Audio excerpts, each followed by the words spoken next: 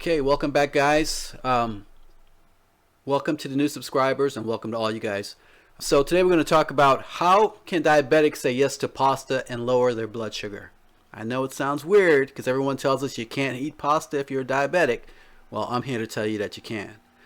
Okay, so let's do the little quick disclaimer here. This is not a medical channel, although I do have a medical background. This channel is about me going over my diabetic journey, where I was able to reduce my blood sugar, reverse my type 2 diabetes, and obviously my A1C has also been reduced. So let's get started, guys.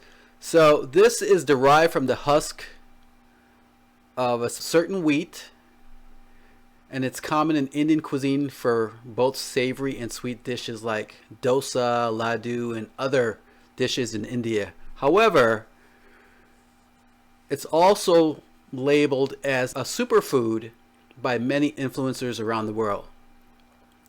So, do you know what I'm talking about, guys? I'm talking about durum semolina wheat. This stuff right here. This is good stuff. And yes, you can have it if you're a diabetic. See, I'm telling you all the things you can have. I'm not telling you what you can't have, guys. Okay, so let's get going here. So according to the U.S. Department of Agriculture, semolina is low in saturated fat, high in fiber and protein. And moving forward, guys, this is durum semolina wheat or semolina durum wheat.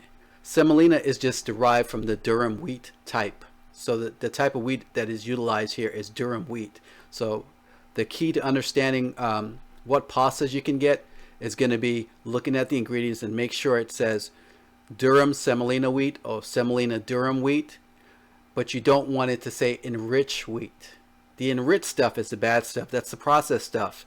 And type 2 diabetes is a processed food disease. So let's stay away from the processed stuff. I'm finding solutions for us as diabetics, and this is one of those solutions. So that should make you happy because you can eat pasta again. Right? Not just spaghetti, but all the different pastas. You just have to look at the ingredients and make sure it says durum semolina wheat as the first ingredient. Okay. So yes, semolina is low in saturated fat, high in fiber and protein. However, many nutritious foods are beneficial for most people with diabetes, and we need to be cautious about that, right? So diabetes can make the body sensitive to various elements, including carbohydrates, sugar, saturated fat, and cholesterol. And by the way, for those of you that are new to the channel, my name is Mr. A1C, if I didn't introduce myself in the previous videos. Semolina can have an impact on health, particularly for diabetic individuals like ourselves. Just because I am no longer diagnosed as a type 2 diabetic doesn't mean I'm never going to be a diabetic again. If I don't continue to watch what I eat and continue the lifestyle changes that I've made, I can go back and end up being a type 2 diabetic, and I don't want to do that. I just want to share the information with you so you can be successful as well. So this discussion today will explore semolina's health benefits, health effects, and provide dietary friendly ideas, as semolina, though growing popular, is not widely used today. And I would probably guess that you weren't familiar with this, because if you were, you wouldn't be looking at this video today, right? We all eat pasta, but no one actually takes the time to look at the back and see what kind of pasta we're eating or the type of wheat we're eating. So yes, we can have this. So one of the things semolina can do is it can help us lose weight, and as diabetics, losing weight means lowering blood sugar, and that's a plus, right? So a lot of things we're talking about, they're multi-beneficial, and semolina durum wheat is just one of those things in your pasta. As previously stated, semolina is high in fiber, protein, and essential minerals. A study by nutrition experts examined nutrients, including fiber and protein, and discovered that these components aid in slowing digestion and controlling hunger between meals. Oh, I've got the hood on and all that stuff, the hoodie on, because I just got finished working out in another attempt to keep my blood sugar low, by the way. So you're probably thinking to yourself, this guy's not very professional. He's always in sweats. Well, that's part of my diabetes lowering routine. I usually do my videos after I work out. So carbohydrates tend to increase blood sugar levels, partly because they are rapidly digested and converted into sugars, which are then rapidly distributed throughout the body and in the bloodstream. And we don't want it in the bloodstream, right? That's the problem with us diabetics. So by slowing down the digestion process, which we've talked about in previous videos, right? Fiber, remember all the different fiber types we talked about and what fiber does?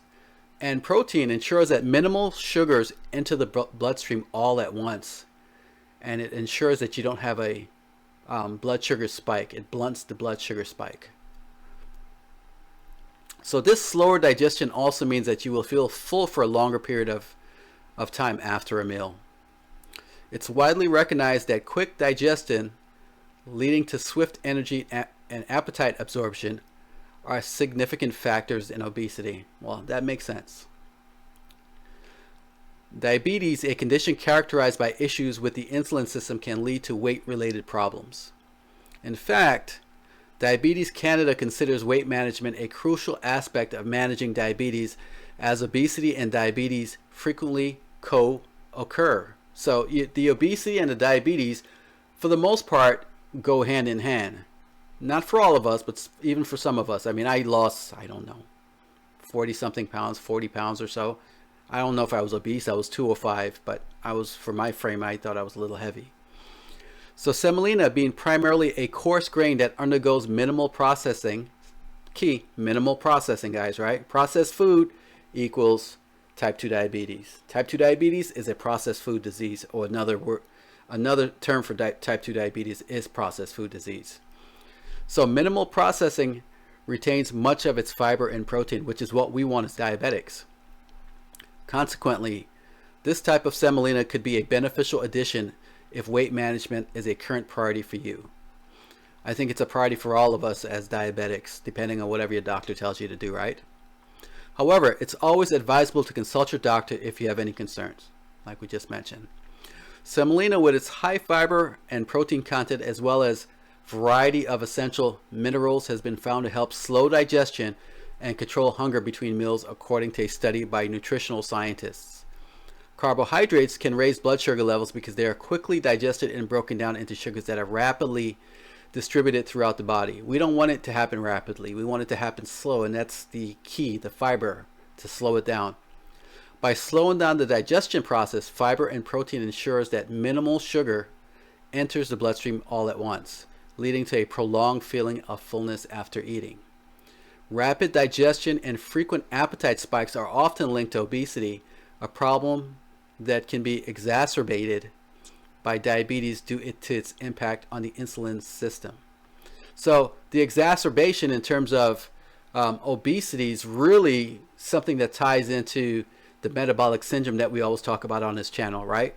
So it's the high blood sugar, the high cholesterol, and the high blood pressure. And typically you're going to see that and people that are a little bit more heavier than they should be. And, you know, they just keep feeding each other, and we need to break the cycle. Semolina, being a coarse grain that undergoes minimal processing, retains much of its fiber and protein, making it potentially beneficial addition for weight management as well. However, it's always best to consult your healthcare provider, like we just mentioned, especially when you're making significant changes in your lifestyle and your diet. So semolina contains super minerals, guys. Semolina's reputation as a superfood appears to be well deserved, as it appears more than just general nutrition benefits, right? It offers more than just general nutrition benefits. For instance, semolina provides 11% and 6% of the recommended daily intake of magnesium and iron, respectively, per 100 grams. These minerals are particularly beneficial for individuals like us with diabetes. So according to a 2014 research, iron plays a crucial role in regulating the absorption and metabolism of the food we consume, and a deficiency in iron can lead to a malfunctioning metabolic system, which is detrimental for people like us, diabetics. Furthermore, a 2011 study reviews that increased magnesium consumption in the diet correlates with a reduced risk of type 2 diabetes. So did you guys hear that? Magnesium, we haven't talked about that before, but we're talking about that today. Iron and magnesium are very important to us as diabetics. And if you're pre-diabetic, it's more important, right? Another review in 2018 found that higher magnesium levels in the blood are associated with a lower risk of cardiovascular diseases and stroke, which are linked to diabetes. And the link is metabolic syndrome, because when you have metabolic syndrome, your risk for cardiovascular disease and stroke goes way up. Therefore, magnesium can contribute to improving the overall health of those at risk for diabetes. So you pre-diabetics, I hope you're listening. So semolina is a new best friend to the heart, or to our heart. A comprehensive review of 31 studies conducted in 2017 on the impact of fiber-rich diets on the cardiovascular system revealed that fiber-rich foods significantly decrease the risk of developing heart disease. So what that really means is everything that we're talking about, all of the videos that I'm making, there's one common denominator in everything that we're doing. It's fiber, because fiber is slowing down the digestion and it's feeding the gut flora or the gut bacteria in your body. And if your gut is not healthy, the rest of your body will never be healthy. Health starts with the gut. So semolina, which is high in fiber, also contains folate, the natural form of vitamin B9. In 2010, a study showed that diets high in folate could reduce the risk of cardiovascular disease by up to 23%. That's huge, guys. Huge. 23%. Given the frequent connection between diabetes and cardiovascular diseases, semolina's properties could potentially benefit people with diabetes. That's what we're talking about today, guys. But however, semolina's benefits extend beyond just the diabetes. Just like everything else we talk about, multi-benefit for diabetics. So let's get to the nitty-gritty here when it comes to blood sugar, right? So durum wheat's glycemic index. Semolina, durum wheat's glycemic index. Foods are categorized as low, medium, or high glycemic based on their glycemic index values. We're going to call that GI value or GI scale from now. And then if we refer to glycemic load, we'll talk about that and we'll call that the GL load. Okay? So specifically, a food with a GI score of 55 or below is deemed to be a low glycemic food. So we're talking about the glycemic index here, GI. A score between 56 and 69 is considered medium glycemic. And a score of 70 and above is classified as high glycemic. My suggestion to you guys is try to stick in the 55 and below range when it comes to eating foods. But there's more to it than just that. It's not that simple. There's the glycemic load, which we'll also talk about. For instance, durum wheat spaghetti, durum wheat, which is the semolina wheat that we're talking about, has a GI of about 44, guys. Did you even know that? And everyone's telling you, you can't have pasta, you can't have spaghetti, you're diabetic, you can't do this, you can't do that. You can do it. 44, guys. That's not your regular pasta. That is the pasta that we're talking about. Not any specific brand. We're looking at ingredients here.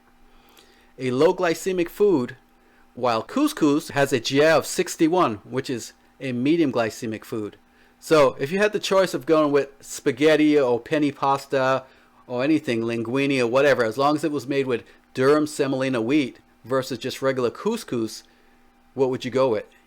You're going to go with the durum semolina wheat, right? Pasta, right? Because that has a GI score of 44 versus couscous, which is 61, which is medium. It's still fine. It's right on the borderline, right? So let's talk about semolina and blood sugar level, because that's the whole reason we're here as diabetics, to figure out what affects our blood sugar, what we can and cannot eat, how we're going to be able to adjust our lifestyles where the impact is going to be minimal to the way we normally do things. Blood sugar control is crucial for both cardiovascular and diabetic health. Semolina, with its fiber and magnesium content, is a valuable ally in managing blood sugar levels. A 2004 review of scientific studies revealed that magnesium has a significant role in the body's insulin response, with magnesium deficiency leading to increased insulin resistance. So if you're deficient in magnesium, it's tied to an increase in insulin resistance. And we know insulin resistance is the reason you're diabetic, right? Your body's not allowing the blood sugar to get into the cells. It's important, and insulin is the key that opens the door to the cells to let the blood sugar in, by the way. So it's important because insulin resistance is a primary characteristic of diabetes, like we just mentioned.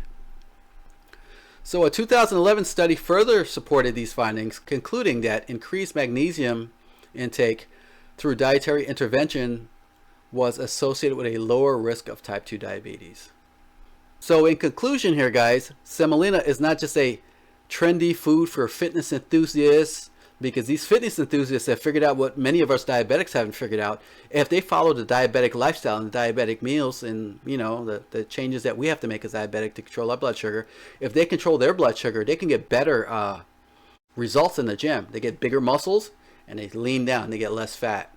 So they figured it out. It's time that we figure it out, because this is our lifestyle and our diet, but they're trying to figure out how to do it. And by looking at diabetes and diabetics and the way we go about doing things, they found a solution for them in the gym, but it's our solution. It has a nutritious profile containing fiber, magnesium, and folate, which can help manage diabetes indirectly by reducing heart disease risk and assisting with weight management, which we talked about. Some nutrients also help diabetes directly by aiding in blood sugar regulation and enhancing the insulin response. Therefore, semolina could be a valuable addition to meals for diabetics for diabetic management, but always consult your doctor first or your registered dietitian or your nurse practitioner or your physician's assistant. So let's consider the glycemic load. You know, a few minutes ago I talked about the glycemic index, and I said we will talk about the glycemic load. The suggested portion of durum wheat pasta or couscous is half cup, but it's common for people to consume large amounts, especially in restaurant settings. So the thing I have to say about the whole restaurant situation when you go out to eat is, if you're ordering pasta when you go out to eat, this is not what I'm talking about. Here you have control. You have control of what you're buying here. In the restaurant, you don't know what they're using. They can be using the cheapest pasta, which is the enriched wheat, which is the bad stuff that's going to spike your blood sugar. Okay, so keep that in mind. So you only have control at home. You don't have control when you step out the door. So this implies that glycemic index may not provide a completely accurate prediction of a food's impact on blood sugar, as it does not factor in serving size. So, you know, this outline I put together was talking about serving size, but there's a little bit more to it, right? So serving size is one of the things we're talking about in terms of, you know, if you walk out the door and you go to a restaurant, you can't control the serving size. I'm not concerned too much about the serving size. I'm more concerned about the glycemic load itself, which means the combination of this particular pasta. You know, if you're eating the great pasta, you're going to be in better shape, right? But if you're out eating at a restaurant, you don't know what you're getting. So the key is you have to ensure that you're going to get something to impact your glycemic load, which is going to offset the blood sugar response or spike that your body's going to have. So what that means is, if you're going to be getting pasta outside the house, and it's not the good stuff that we just talked about, the durum semolina wheat, you're going to have to start thinking about, what do I add to this stuff? Because I don't know what they're feeding me here at this restaurant. And if I ask them, they won't know. They probably won't know. But I can probably bet it's the cheapest stuff they can get, which is going to be the enriched wheat, which is bad for us as diabetics. So make sure you incorporate your pasta with a lot of vegetables, and because your vegetables are going to have everything else that you need, fiber and things like that. I always incorporate my food with a side of vegetables if I can get it. And if you can't get it, I'd be thinking twice about eating there again, because that's not good for your health at all. So let's talk about how I eat my pasta, guys, right? What do I go about doing? The first thing I do is I have my blood sugar lowering drink.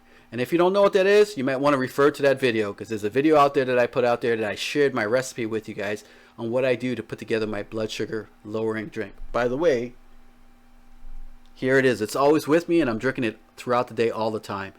But the key here is drinking this thing before your meal. Not all of it. Just, take a couple gulps down or so, just to coat your stomach with the fiber that's in here.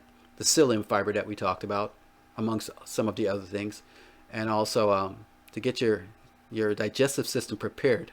So when you put that pasta down, if it's bad pasta, it's not good for you, you have something to mitigate the blood sugar spike. And the next thing is, make sure you're getting the durum semolina wheat. So if you're home eating dinner or you're going to the supermarket, be cognizant, of what it is that you're buying. Don't just pick anything up, because the marketing is horrible. look on the back of the ingredients and make sure the first ingredient is durum semolina wheat. The other thing is to think about, just even at home, is your glycemic load. When you're eating this wheat at home, whether it's 44 or whatever it might be on a glycemic index, which is great, always couple that, or have vegetables on the side and have something else to go with it. Have some olive oil and some vegetables and things like that, because olive oil goes great with pasta if you're eating Italian food, right? Stay away from some of the other fats that are bad for you, and even with the olive oil, you're going to have to do it in moderation because it's very high in calories. And yeah, again, moderation. I said I wasn't concerned about how much you're going to eat. Well, I don't eat a big plate of food anymore. I get a medium-sized plate, and I fill that plate, and I eat that. And I actually feel full because of the fiber. I mean, the drink plus the vegetables. And then I don't eat past 6:30 p.m., guys. I do intermittent fasting, so I eat from 10:30 in the morning to 6:30 in the evening, and that's it. Beyond that, I don't eat at all. I fast, and it helps with my blood sugar as well. So if you haven't already, subscribe, like, share, and definitely comment, because I want to know what you guys think about this. What do you guys think about this? So, tell me what your doctors have told you, or your medical providers, or your dietitians, or your friends have told you.